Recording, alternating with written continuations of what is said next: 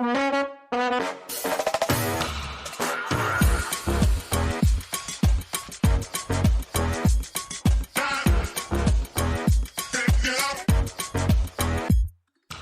to Out of the Box with Christine. Are you willing to step into your greatness? Are you ready to shine? Well, get ready, Truth Seeker. You're in for an amazing ride.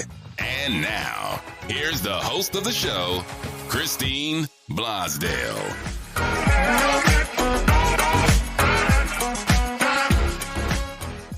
Welcome back to Out of the Box with Christine. I am your expert authority coach. I'm a business coach who help entrepreneurs who are struggling getting their message out into the world. And I help them create podcasts and video branding and viral TikToks and all that good stuff. And today I am so excited because I have someone who understands the power of video and how you don't have to be perfect. As a matter of fact, it makes you a little bit more endearing. It actually makes you relatable. And so I'm so excited to have on the show today, Elisabeth Griffioen. I kind of said it correctly. I have to have that Griffioen. Yeah? That's correct. Okay. Yes, Christine. Okay. Thank you. Good. All right, good. Well, welcome to Out of the Box with Christine. I really appreciate, a lot of the clients that I have are life coaches, healers, personal development, self-care folk. And this is a subject matter that makes people a little uncomfortable. And that is getting in front of a camera and looking in the eye of the camera lens and, So can you talk about, well, first of all, talk about, you're a video marketing expert. Talk about some of the work that you do with your clients in getting them over that fear. I always start off by saying there is no such thing as a perfect video, because people tend to make a video and then they say, oh, it's not perfect. And they're afraid I will see it and say something. But I think every video is already a great step. But I do ask people to record it again if they forgot to watch the camera. Yes, so that's the only reason. But I work with clients who think, well, I've got this business, it's going okay, but I want it to be bigger. I don't want to be greedy, but I want my business to be bigger. And the way to do that is to make a lot more people know who you are and what you do. And there's really only one way to do that quickly. And that's video. And that's video. That's what I've been trying to say to people. I spent my career, I was in broadcast journalism. I was in radio for 20 years. And I barely even mentioned my name. I was like, I'm behind the scenes. I don't want to be seen. I don't want to be heard. And then when I started creating the podcast and then doing even, the coaching, the podcast coaching, I still was like, well, it's about the audio. It's about, that. And it was like the universe, everything was telling me, you've got to get in front of the camera, because when you're in front of the camera, people can see you. They can see your eyes. They can see if you're like a shifty, character.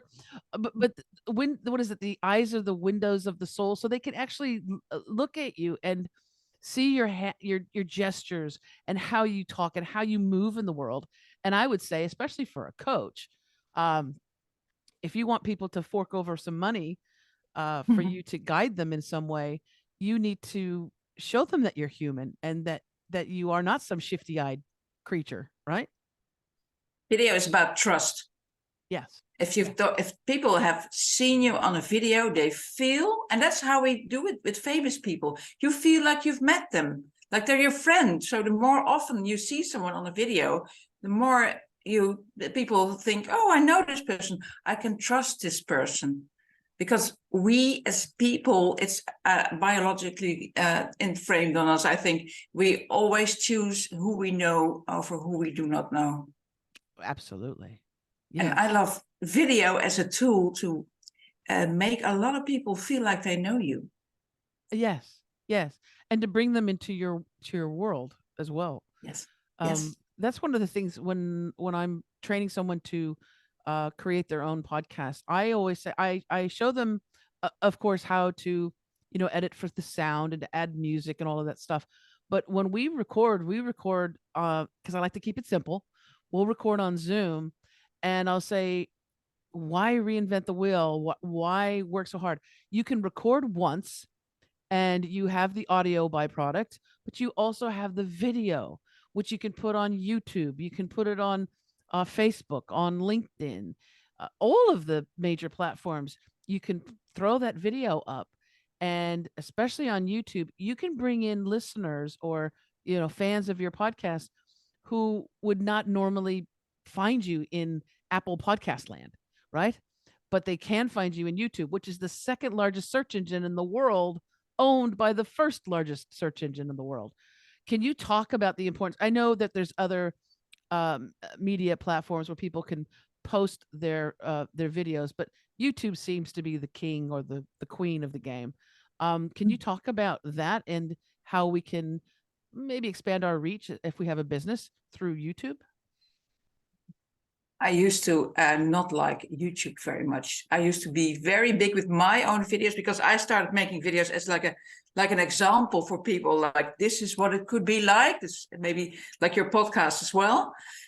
So I started making weekly videos, and I basically always told something about making videos, and then something about my life, where I was going, if I was teaching a class or something.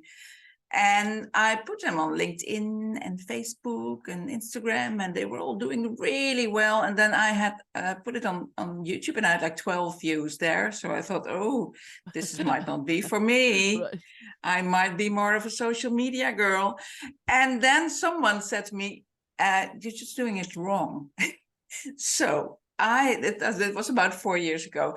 And then I thought, okay, well, this is not going to happen to me. I've got to learn how this works. And then I learned, and very quickly after I started adapting all the things I had to change, that's like the very basic stuff like titles and thumbnails and stuff like that. And it peaked. It really, the channel grew really fast, and it taught me so much about understanding what people want to see, because that's what YouTube is, where people are honest. They are honest about what videos they want to see, what they do not want to see. So it really got me in touch with my target audience, with the people I want to serve. So that's why I appreciate it very much. And that's an ongoing thing, because YouTube also knows, well, it's a bit creepy, but they know a lot about you. So as a maker, you know who your viewers are, what they were searching for, and even how long they were looking at your video. So if they watched your video for 10 seconds and I thought, oh, I don't like this, So that's very, well, it was a bit of a disappointment for me, because I noticed, for example, that if I try to make a joke in a video, people are leaving. So I just had to stop doing that. Yes. But that's what I love about YouTube. It's a great way of communicating both ways with your viewers, with your future clients, but they also communicate back and they teach you. So if you pay attention, you can grow on YouTube quite fast. Yeah. But only if you are willing to learn. So that's what I love about YouTube, and it's the second biggest search machine, but it's also the second biggest video platform. Did you know that? No, Netflix is first. Yeah. YouTube is second. Oh, but I can't post on Netflix, can I? Exactly. And then YouTube, second biggest video platform, accessible for everyone. For everyone. Yeah. And it's so free. It's not only big, but everyone is there. Like I have an uncle who just turned 86, and I was at his birthday, and I was asking him, what do you do in the evenings? And he was like, oh, I'm watching music videos on YouTube. Yeah. And my son is 12 and he's on there all the time. So I think about everyone is on YouTube. Yeah. And they have children's programming as well. I have a wonderful client who is a children's author, and she was like, I need to promote the book, and I don't know how, And she's like, do I do a podcast? I said, well, you could do a children's podcast, I guess. But I said, if you could do some children's content, a video, maybe either you reading the book or read the book and then have some visuals that come on screen. I said, if you marketed it or if you tagged it as children's content, which you have to tell YouTube this is children's content, and you got to go through a bunch of and understandably so, that they need to make sure that it's appropriate for children. But I said, there's not a lot of, I mean, talk about not a lot of competition. There's not. And then I went to look at some children's programming about, read along type things. And there were millions of views on videos that were like, okay, but I couldn't believe it. And it's just because there's just not a lot out there. There's just not. So it is a platform where you can really get the work out and become very, very popular. I wholeheartedly agree with that. So my question is, because I think some of the clients that I work with have a little bit of imposter syndrome, and it's like, oh, well, who would want to see me? Who would want to, watch my video or listen to me? Do you have clients that have a little bit of that imposter syndrome? And if so, what do you do? How do you help them get out of that? I think I have only clients that have that imposter syndrome, because they know they know some valuable stuff and they want to reach people, but they're like, well, who's waiting for me? And then, well, nobody, because they don't know you exist yet. But well, I help people mostly by reminding them that they know so much and there's so much they can share. So the way I work with people is, first we start digging for what stuff you can tell that you can help people with. How can you help people just move one step forward toward what they want? And it's also one step closer to you, of course. And then it's sort of awakens a feeling inside them. They're like, oh, this is not about me. Video is not about me. It's not a narcissistic thing to aim the camera. It's a way of helping people. It's a social medium. So what I teach people is, and every video that you make, you've got to bring someone. You have to see it as sort of a present to your viewer. And then if you do it in that mindset, you're like me now. You're on fire. You're like, you don't mind the camera. You are getting in touch with someone that you can help just move one step closer to their goal, and then it's a different game. Your coaching style is exactly like mine, and it's so refreshing, because I have a few that lacked the confidence, that had that imposter syndrome, that were shy. I had some that were so incredibly shy. And I would ask them, I said, so in your coaching, or what is the purpose? What do you want to do? Well, I want to inspire others to do XYZ, or I want to help people overcome, obstacles in life. I want to help them lose weight, whatever it is. And so what I would say is, okay, yes, you need to make sure that you're in the frame of the video. You need to see that you're there, okay? And you don't have, like, stuff on your face, whatever. But I said, instead of being critical on yourself and thinking about you, when you're with a client, you don't think about about you. You're more concerned about them. So always think about your audience first. That person that is going to be channel surfing, and they're going to just land on your video at a time, maybe you're in the mid-sentence, then think about that person and giving that gift to them so that they receive it. And what always happens when we shift the perspective, instead of from us to them, to who we're servicing, it's much easier. It's like, oh, that's right. Okay, this is not for me. It's for them. Yes, that's why you want to become a coach, or you want to help people, right? You want to be a healer. This is one of the reasons. So yeah, so it's refreshing. I'm so glad that you have said that, because I I've said that as well. It's important to shift the perspective, right? Yeah. Yeah. Now, yeah. Now, what are some? And that What are? Yeah, go ahead. Go ahead. that also, if people sometimes struggle finding topics, and I think that's the same with podcasts. Maybe if they're like, oh, what should I talk about in my video, and I have nothing to tell, and they know everything already, and everything is already said by all my colleagues on YouTube, and I think the best videos, the one that's with most views, they're always the ones where you think yourself that the subject is too simple. What you're saying is actually a very small thing, because for us it's small. It's like we know very much, and then the viewers are like, "Oh, thank you for that insight." And it's great to always find out. There's always some moment where people think, "Oh, is that what they're interested in? I didn't know that." Yes. And Yes. keeping it simple is something that we have a hard time with sometimes. We like to make it complicated and complex, right? And a lot. Yeah. And a lot. I've also found something that's helped me, and it helps keep me on track as well. But the law of threes, and that is, 1, 2, 3, A, B, C. Here are 3 things you need to do, or here are 3 things you should avoid. Have you noticed that phenomenon with people? Because we do, as human beings, like things in threes. I don't know what that's from, but have you done that in any of your videos? I have done it in quite a lot of my videos, actually.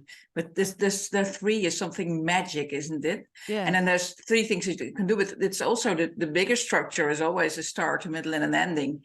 So that's the way stories go. You need a good start. You need some valuable thing in the middle, and then something activating to at the end. Yes. It's like a yummy sandwich.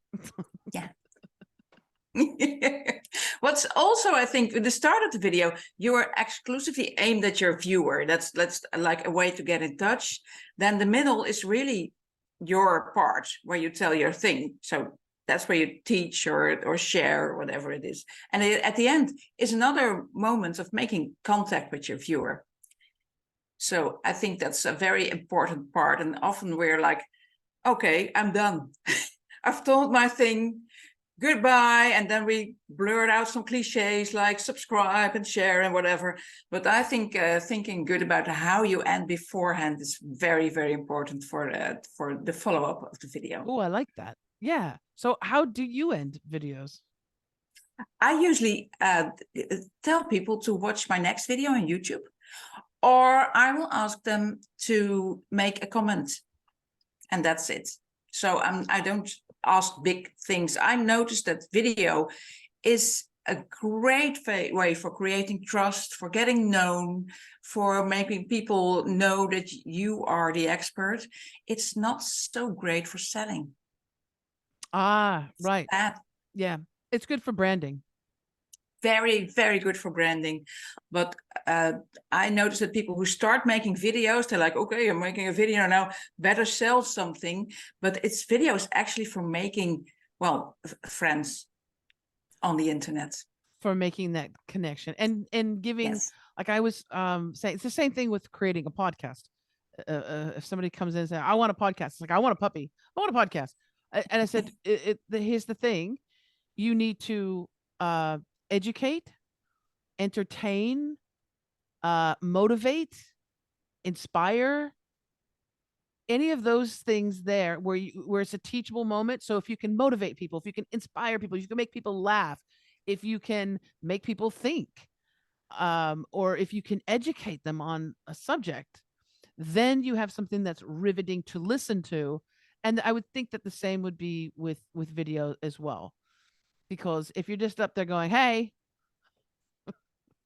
buy my thing. buy my thing. I really need to sell this thing. This is the greatest thing ever. You need to buy it. It's a tape roller thing. That's a good thing, though.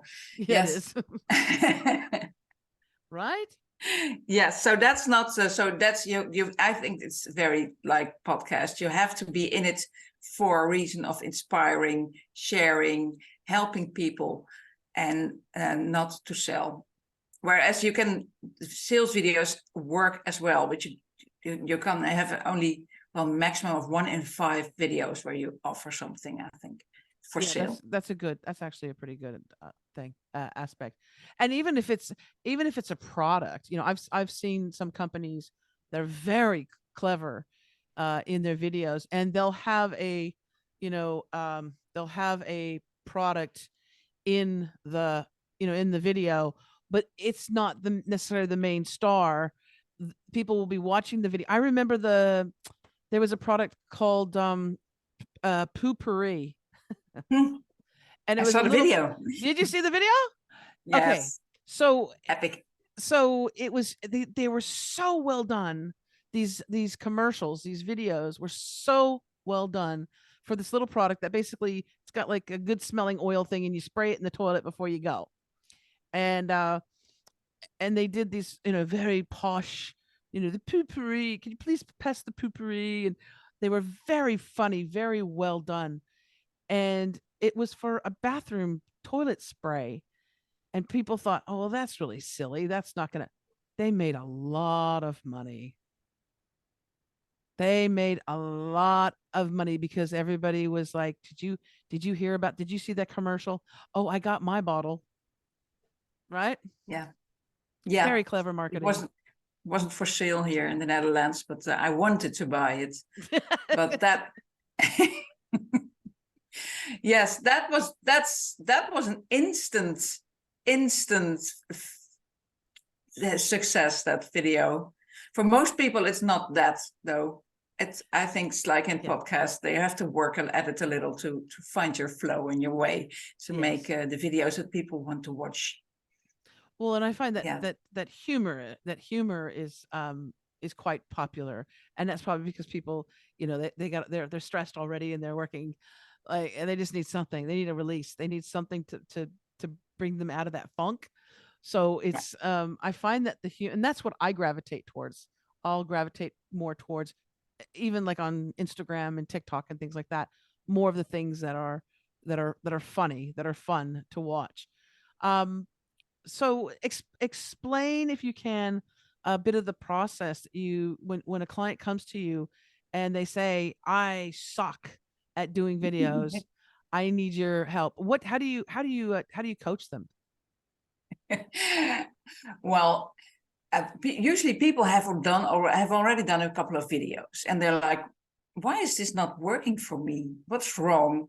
And then we start talking about what they find important about their work. I want to watch them and see them in the eye and see them light up about their subjects.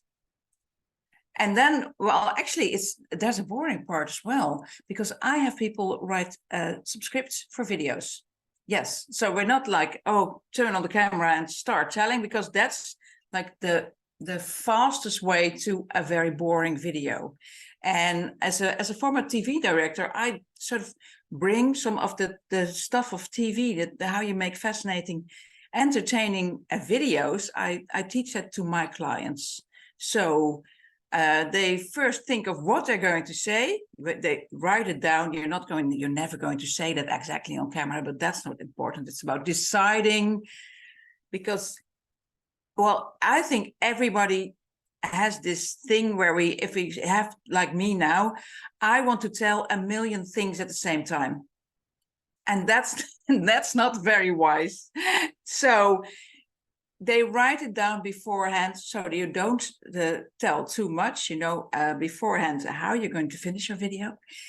And then I teach them how to record a video, not just in one big blurb, but in small pieces. That's the television way. And it's not as difficult as it sounds. So I have them record the video in 3, 4, 5 pieces, and then put it together in an editing app or editing program on their computers. Yes. And that's a fast way as compared to if you try to do it spontaneously, because then stuff goes wrong. You have to make decisions on spot and stuff like that. Absolutely. Yes. I'll be able, if I'm doing a video, sometimes I'll just start the recording, and then I'll I have an idea. I already have an idea of what it is that I want to cover, and I'll go along there. But you're right. Sometimes when we get in the heat of it, we can also be distracted, or we want to talk about too many things. So I'll just let the camera roll. I'll just let it go. And even if I flub up or if I say things something wrong, I'll pause for a second because I know I have to edit it. So pause, and then I'll go back into it. And I may have something that the recording itself is 5 minutes, but once I edit everything down and I take out all the stuff that's not really juicy, that's like that doesn't that's not important. I'll get down to like 2 minutes, 2.5 minutes, or Yeah. something like that. Yeah.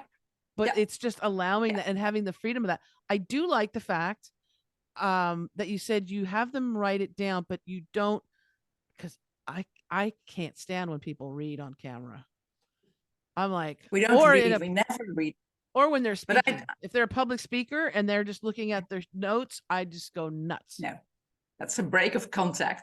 Yeah. But in a video, you have the freedom to record in small bits, and then between takes, just read and think, oh, that was what I was going to say.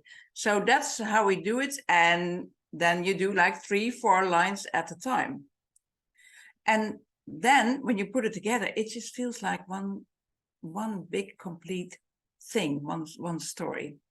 Oh, and it also, yeah, that gives you the freedom to be a bit more creative in recording. You can go outside and stand in front of a tree and do some lines, and then walk a little and have the camera on a selfie stick and talk to it. So, because in a video we have image, and image is so much more than just a talking head. So I was in London last week and I recorded a video there walking the streets.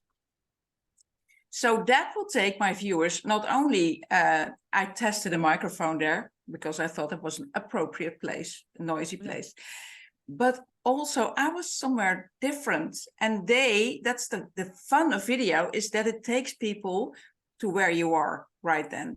It's an experience as well as something with information. So I think that really adds to the charm of video, that you can take people somewhere else. I do like that. I'm getting tired of having just this white wall behind me.